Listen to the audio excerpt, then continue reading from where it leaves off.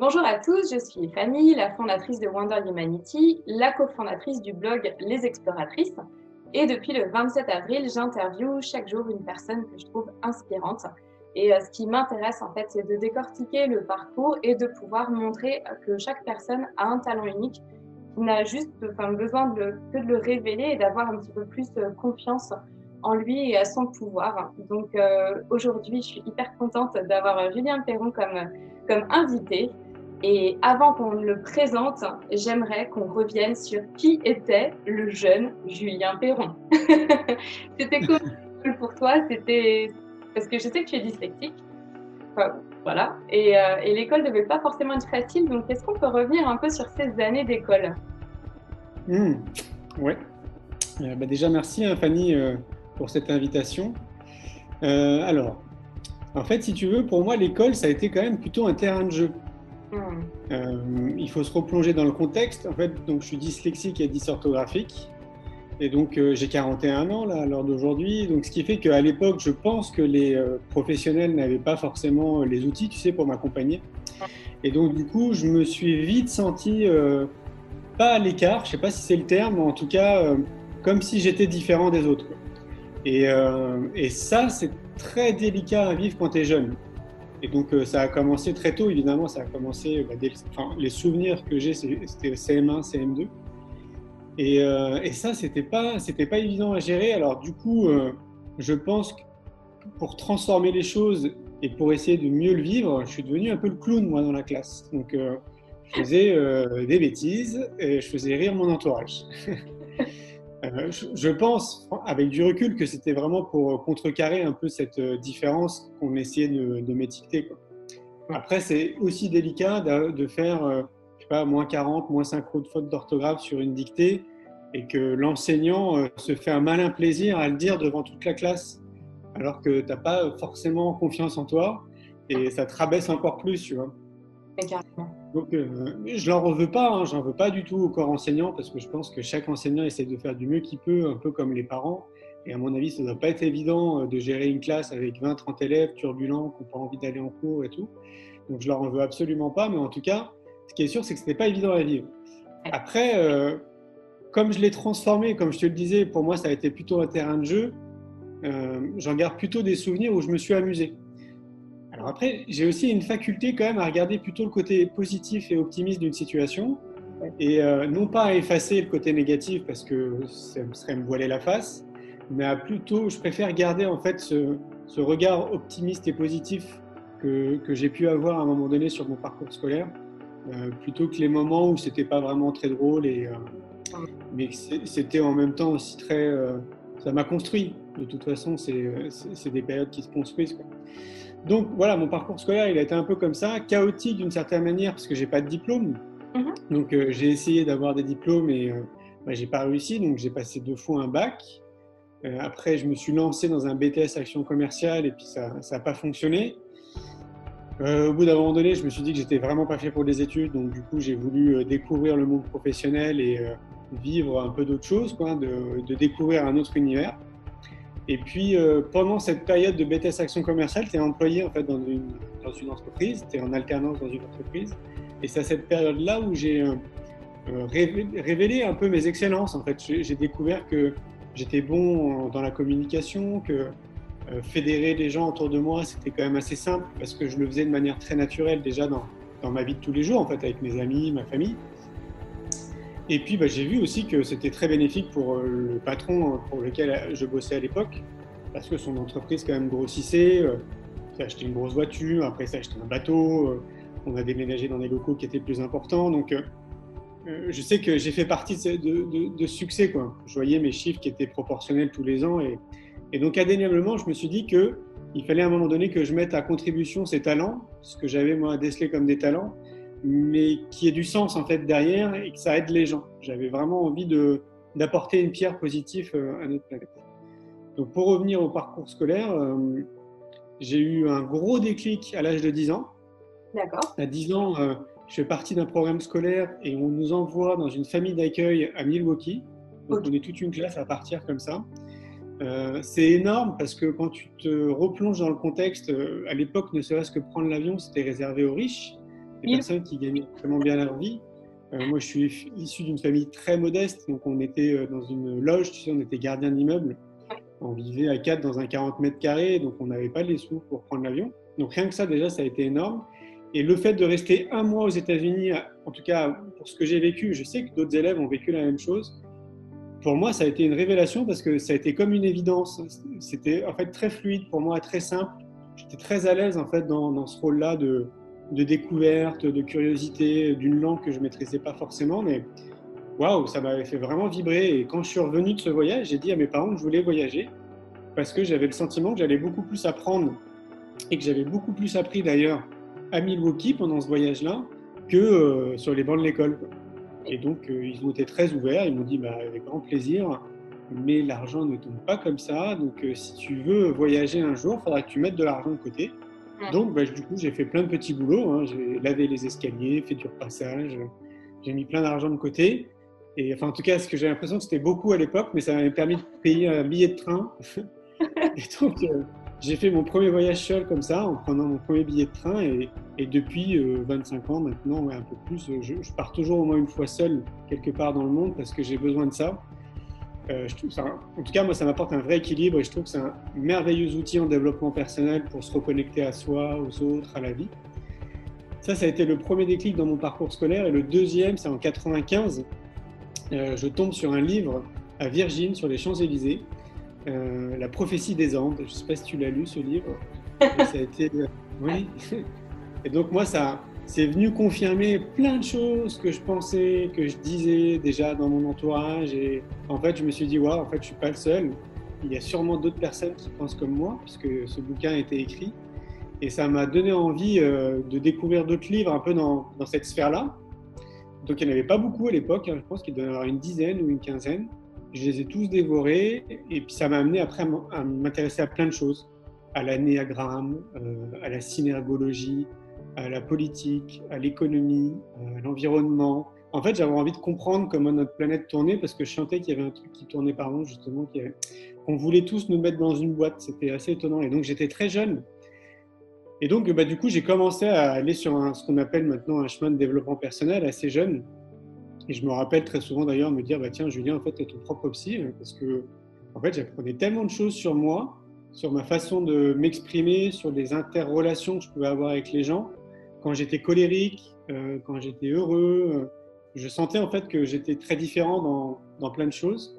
Et donc, ça a été un cheminement vraiment super intéressant parce que c'était, moi, je pense que c'était quasiment les débuts de développement personnel en France. Et c'était passionnant d'en apprendre comme ça. Et puis voilà, donc après, j'ai eu un troisième déclic pendant ce parcours scolaire. Ça a été le Kung Fu. Mon frère m'a fait découvrir le Kung Fu. Et là, c'est venu me canaliser en fait énergétiquement. C'est-à-dire j'étais un enfant qui avait beaucoup d'énergie. Donc déjà, mon père nous emmenait courir souvent parce que lui, il est marathonman. Donc je crois qu'il en a son 53e marathon. Il est passionné de course à pied. Donc du coup, on a beaucoup couru, mais ça me canalisait. Mais le Kung Fu, ça a été vraiment un truc qui m'a ancré. Ça a été une école de la vie. Ça m'a appris beaucoup de choses. Ça m'a appris à bien connaître mon corps, à respecter les autres, à me respecter aussi, à développer l'endurance, la persévérance, beaucoup de choses. Vraiment beaucoup de choses. Et voilà. Et puis après, cette association de vie, de déclic a fait qu'à 23 ans, j'ai créé mon entreprise. Mais c'est excellent. Enfin, déjà, merci pour cette introduction qui est fabuleuse et qui est hyper bien. C'est sûr que tu es un communicant. Il n'y a pas de souci. Les mots sont parfaitement posés et tu as trouvé, je trouve, comment utiliser au mieux ton talent. Parce que tu vois, le truc, je me disais, mais avec un chemin spirituel que tu as eu depuis super longtemps, tu m'as dit 95, donc tu vois, ça fait quand même un bail. En effet, à l'époque, c'était pas du tout le chemin de la France. Tu aurais pu, comme pas mal de personnes, te dire, je vais aider les gens directement et devenir thérapeute. Mais en fait, ce que j'apprécie énormément, c'est que très rapidement, tu t'es rendu compte que ton aptitude, vraiment, ça, tu peux le faire, bien entendu, tu le fais d'une certaine manière, mais que ton aptitude, elle était vraiment dans la communication et la mise en lumière des personnes. Et c'est un peu comme ça, j'imagine, que tu as créé Néo Bien-être. C'était en 2003, c'est ça? Oui. Ouais, c'est ça. Donc alors, Néo Bien-être, comment c'est né? Qu'est-ce que tu t'es dit quand tu as créé cette société? Est-ce que tu connaissais déjà ta raison d'être ou ta mission de vie, ou en tout cas la mission que tu voulais apporter à travers cette société? Comment ça s'est mis en place tout ça? Déjà, comme je te disais, j'avais un pied dans le monde de l'entreprise en alternance. Et c'est là où j'ai découvert mes excellences. Et en fait, très rapidement, je pense que quand on est dyslexique, ce qui est une certitude, on utilise notre cerveau de manière très différente de la moyenne. Et nous, on est obligé de créer des ponts. On est obligé de créer des ponts et on est un peu plus créatif peut-être que la moyenne. Je sais qu'aux États-Unis, par exemple, il y a des entreprises qui embauchent volontairement des dyslexiques parce qu'on serait un peu plus créatif. Et donc, comme j'avais vraiment senti ça, que j'avais un potentiel de créativité et plein de fois, je notais des idées que j'avais en tête. Et souvent, quelques mois, quelques années après, j'entendais à la radio, à la télé, par l'intermédiaire d'amis ou de famille, que ce projet venait d'être né, en fait. Et je leur disais, mais j'ai eu cette idée, c'est fou ça. Et donc, au départ, on ne me croyait pas. Et après, je leur ai dit, OK, je vais noter mes idées et je vous montrerai, en fait. Et puis, je me rappelle d'un jour où j'étais avec mon frère, parce que mon frère me disait, bien sûr, c'est toi qui crée les choses, quoi. Et je lui disais, tu vas voir. Et donc, j'avais noté des trucs. Et ça arrivait, donc je lui ai remontré les notes que j'avais fait à l'époque, j'avais mis la date et l'heure. Ouais. Et donc, du coup, ça avait matérialisé ce que je disais, quoi. Et donc, ce que j'avais envie, c'était de mettre à contribution justement ces talents, mais pour les autres. Et j'étais plus raccord avec les valeurs, avec l'idéologie qu'il y avait dans la société, le style de management, une grosse soif de liberté, vraiment besoin intrinsèquement d'être libre, de me débrouiller par moi-même et de voler de mes propres ailes. Et donc, contre toute attente, je commence à faire une étude de marché à l'époque et j'ai une idée, j'ai envie de montrer aux autres ma façon de voyager. Ok. Et donc, ma façon de voyager, moi, de l'époque, c'est ce qu'on appelle backpacker, tu sais, on part avec son sac à dos. Et donc, moi, ce que je faisais essentiellement, c'est que je partais vraiment hors des sentiers battus. J'aimais bien aller rencontrer les gens, j'aimais bien dormir chez eux, j'aimais bien être en pleine nature. Je faisais du kung-fu, donc j'adorais pratiquer comme ça en pleine nature. J'aimais bien découvrir l'aspect culinaire parce que je suis un épicurien et pour moi, l'aspect culinaire de chaque pays, c'est très important. Et donc, j'avais envie de leur faire découvrir en fait cette autre façon de voyager parce que globalement, j'avais l'impression que le monde du tourisme, c'était je vais dans un club, je pose ma serviette sur un transat, je bronze et après je rentre chez moi et je me disais mais ça sert à rien, tu n'es pas obligé de partir en Indonésie pour faire ça, tu peux rester en France. Donc, je fais une étude de marché autour de ce concept que j'avais et je vois que ça n'existe pas. À l'époque, donc, du coup, il n'y avait que des thalassothérapies qui proposaient ce qu'on appelle des séjours bien-être, mais très, très médicamenteux. Et donc, j'ai une idée, je la note de manière très précise. J'en parle à un ami, cet ami me dit, mais tiens, en fait, mon frère, il tient une agence de voyage, va le voir. Et donc, je vais le voir et je vois des dollars briller dans ses yeux quand je lui parle de mon projet. Et je me dis, ah, c'est cool ça, je tiens quelque chose, quoi. Et donc là, je décide de me lancer là-dedans parce que je sentais qu'il y avait quelque chose de novateur et que ça valait le coup en fait de se lancer. Donc du coup, je quitte mon emploi de salarié, je négocie avec mon patron de l'époque pour repartir avec un petit peu de sous. Et puis, je me lance. En fait, j'ai 2 ans devant moi parce que je me retrouve du coup aux ACDIC et j'ai 2 ans devant moi pour faire en sorte que ça fonctionne. Ça va pas fonctionner les 2 premières années. Donc ça va être compliqué. Je vais douter. Mon entourage va me faire beaucoup douter aussi parce que ils sont évidemment bienveillants, enfin la famille, tout ça, ils sont tous bienveillants, ils s'inquiètent en fait, et donc forcément, ça les confronte à leur propre situation. Mais je lâche rien, j'y crois à fond, et donc je continue, et donc ça va fonctionner parce que au final, je crée littéralement le marché du tourisme éco-responsable à l'époque, et donc du coup, je suis propulsé à un moment donné.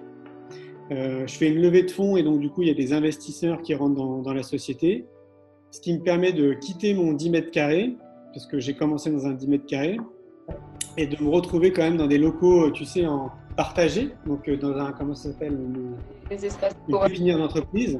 Ah ouais, pépinière, ok. C'est ça, hein. Et puis, voilà, les choses commencent un peu à s'accélérer, ça dure pendant 4 ans, 4-5 ans.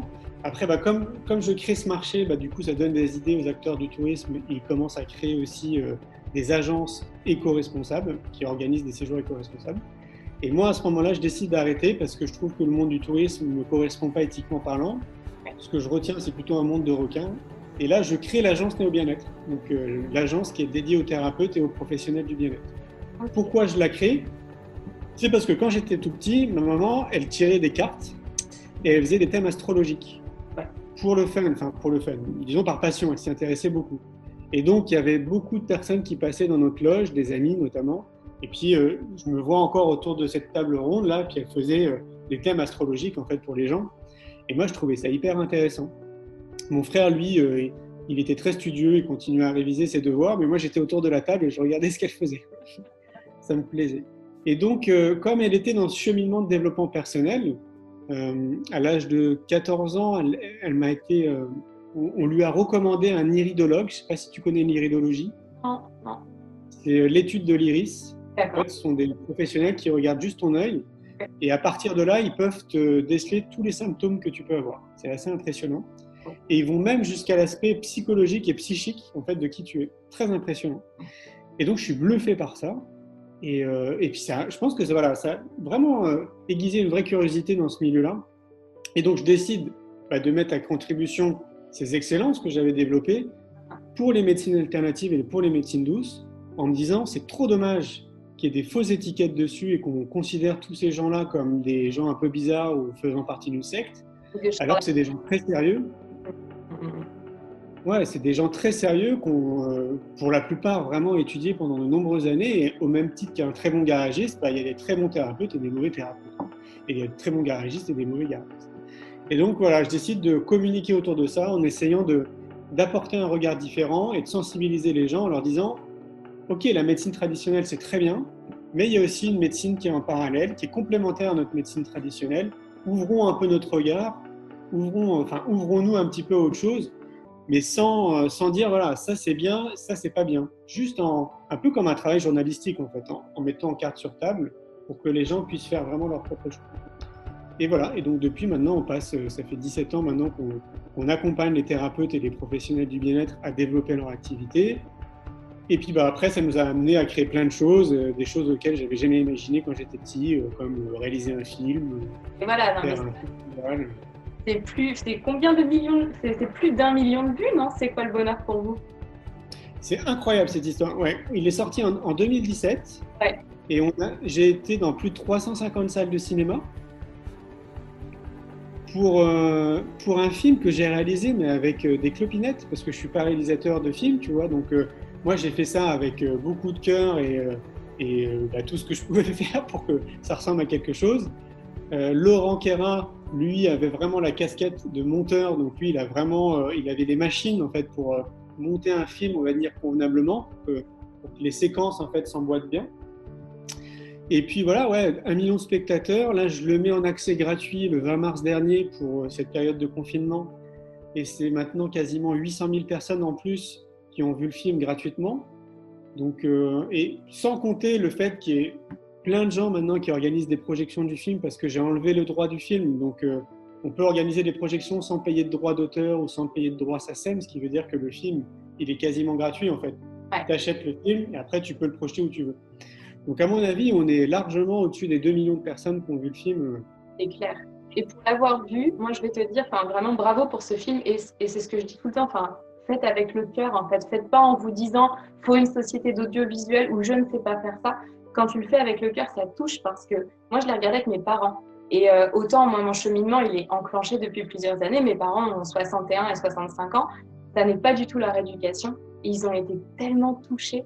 Donc, c'est magnifique de voir que tu peux toucher des personnes juste en faisant ce qui toi t'a parlé, quoi, ce que tu as ressenti, ce qui t'intéressait, ce qui t'interloquait aussi. Et c'était magnifique. Donc merci à toi pour ce très beau film et surtout de le mettre, je trouve, en accès libre. C'était fabuleux parce que j'imagine que quand on produit quelque chose, ce qu'on veut, c'est en premier que ce soit vu. Et c'est vraiment, vraiment important. Tu transmets un vrai message à travers toutes ces personnes que tu as pu interviewer, que ce soit des thérapeutes ou des personnes lambda dans la rue. Et je trouve que c'est ça qui est fabuleux, c'est qu'en vrai, ensemble, on est plus fort. Et quand on transmet ce genre de message, il y aura forcément une phrase qui va résonner davantage et ça peut faire un déblocage sur une personne, ça peut vraiment changer le cours d'une vie. Donc, merci à toi d'avoir fait ce film. Il y a le deuxième qui est sorti aussi en 2019, si je ne me trompe pas, L'école de la vie, c'est ça ? Exactement, ouais. L'école de la vie, une génération pour tout changer. Il est sorti en 2019. J'avais eu le temps déjà de faire une tournée au Maroc, une tournée en Belgique, et puis j'avais commencé un peu en France. Et après, on a eu cette période de confinement, donc ça a gelé pas mal de choses. Ouais, l'école de la vie, c'est la suite quelque part du film C'est quoi le bonheur pour vous, parce que sans spoiler le film, à la fin du film, je parle d'éducation, parce que j'ai vraiment l'impression, et que tout part de là en fait, que si on veut une société nouvelle, il faut qu'on change notre modèle éducatif en tant que parent, en tant qu'enseignant, et puis le système de l'éducation nationale, pour vraiment accompagner les enfants à être ce qu'ils sont. Et ça me paraît déterminant, mais vraiment déterminant. Donc là, depuis 7 ans, je mets beaucoup d'énergie autour de l'éducation, donc à travers le Festival pour l'école de la vie, le Congrès Innovation en éducation, et puis le film. Et ce film-là, il a été hyper bien accueilli depuis, là. Et ouais, j'ai hâte de reprendre la route et d'aller dans les salles de ciné pour échanger avec les gens, parce que oui, enfin, j'ai beau tourner les choses dans tous les sens, je me dis que tout part de là. Donc j'essaye à mon petit niveau de sensibiliser les gens et de leur dire, voilà, mettons de l'énergie autour de ça, parce que ça part de là, en fait, ça part vraiment de là. Et en plus, c'est en résonance totale avec ton histoire autour de l'école et de l'éducation. Parce que si tu avais eu ces clés-là au tout début, tu ne te serais jamais dit « je suis pas comme les autres ». Tu te serais dit bah, « je suis unique et j'ai un super pouvoir. Et mon super pouvoir, c'est ça. Et donc, je vais tout apporter dans ma vie. » quoi. Ça. Ouais, c'est exactement ça. Et c'est aussi pour ces raisons que j'ai envie de créer une école. Tu vois, quand j'étais gamin, en fait, secrètement, j'imaginais une école. J'imaginais une école dans laquelle je me sente bien, une école qui me comprenne, etc.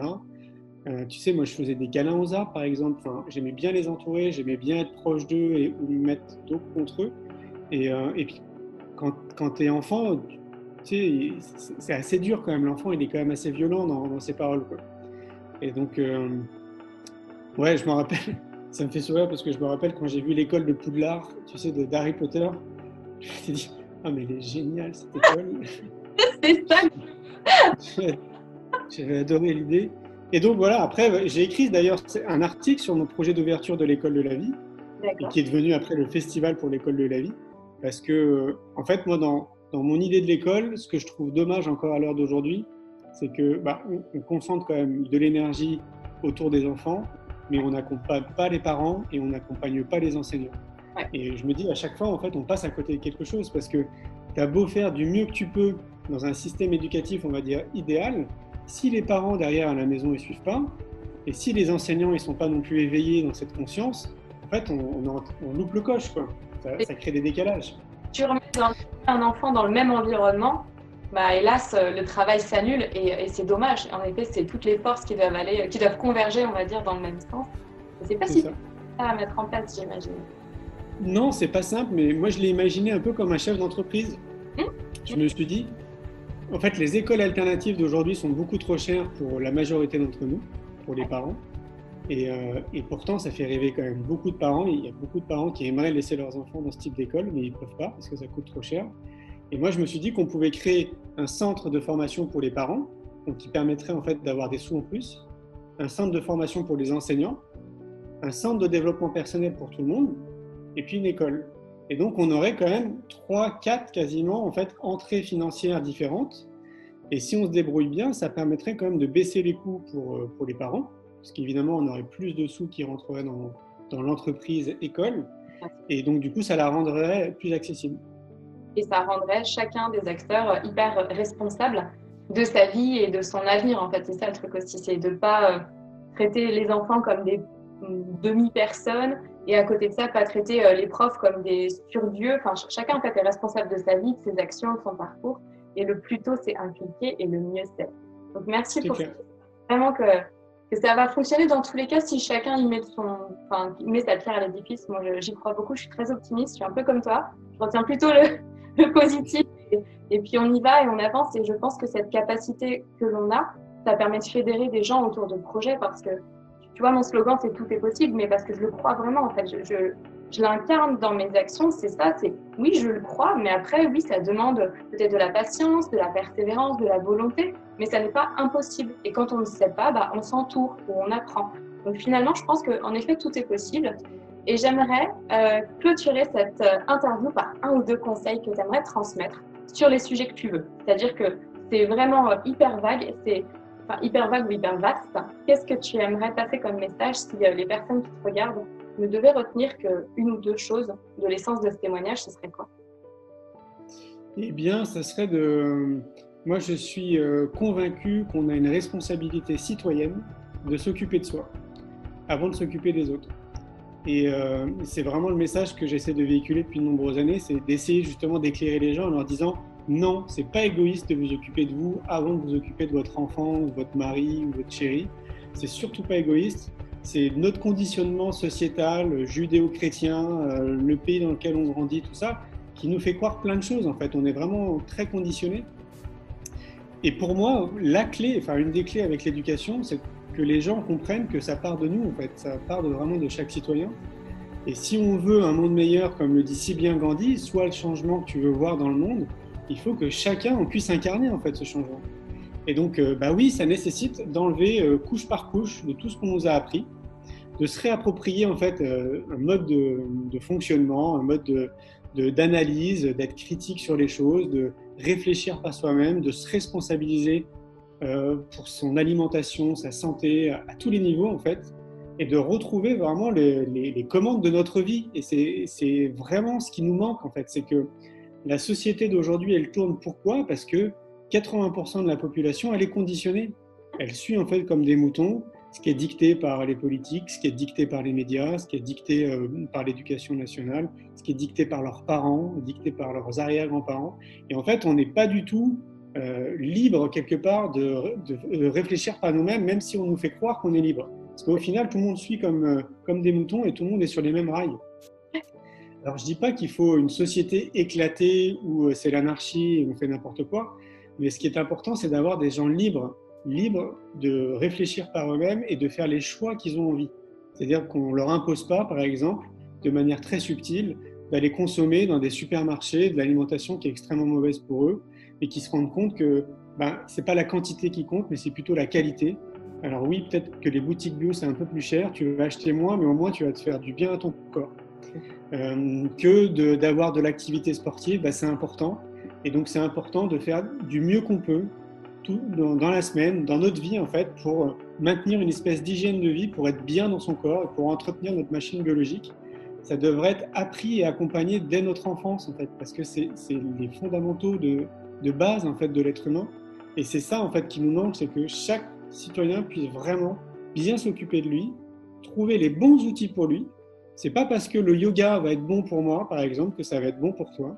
Peut-être que, je dis une bêtise, toi, ça va être la peinture, en fait, qui va te permettre de rayonner, d'être bien, en fait, dans ton corps.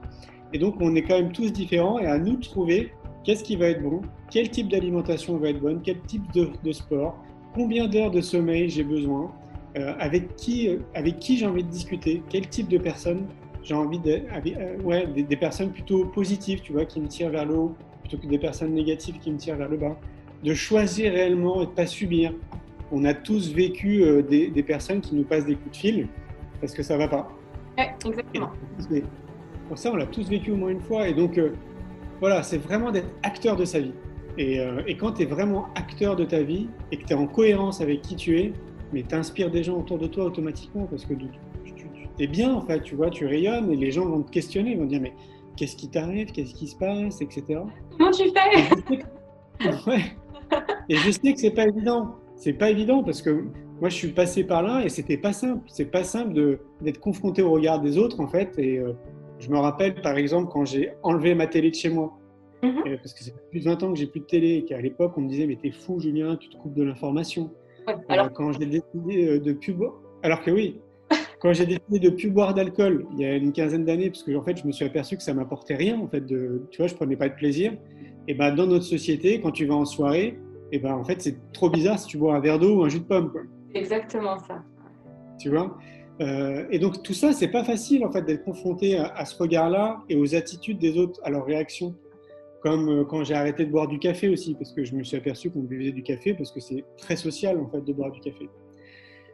Et donc c'est pas évident en fait d'être dans cette démarche introspective et de s'occuper de soi et d'être confronté après aux réactions des autres, qui peuvent être notre femme, ça peut être notre famille la plus proche, des amis très proches, parce qu'au bout d'un moment donné, ça va créer un décalage.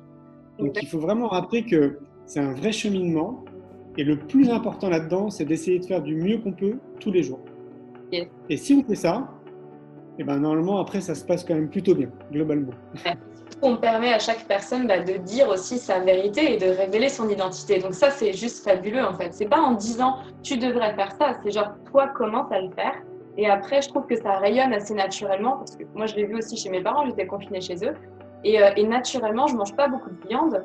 Mon père est un gros viandard. Et naturellement, la consommation de viande a baissé. Parce que à force de m'entendre dire non, là je vais pas en vouloir, et bien juste en fait ça se propage. Mais je me suis pas justifiée, juste j'ai fait et j'ai exprimé ma vérité et ça a libéré d'une certaine manière. Donc j'invite aussi toutes les personnes à oser faire ça. Il faut un petit peu de courage, mais dès qu'on passe derrière ce pseudo courage, cette peur, on découvre, je pense, notre réelle nature et ça vaut le coup d'essayer. C'est ça. En fait, il faut vraiment s'affirmer en tant qu'individu et pas être ce que la société a envie qu'on soit. Exactement. Et c'est ça le challenge de notre génération, c'est vraiment de s'affirmer et d'être vraiment en accord avec qui on est et d'assumer à 100%. Ouais. Je suis comme ça, c'est comme ça. Merci beaucoup Julien pour cette grosse demi-heure qu'on a passée ensemble. C'était vraiment très intéressant. Le temps passe toujours très très vite quand on passe quand on parle de sujets qui nous touchent. Donc merci et merci pour tes clés et bonne continuation pour tous tes projets. Merci. Merci à toi aussi.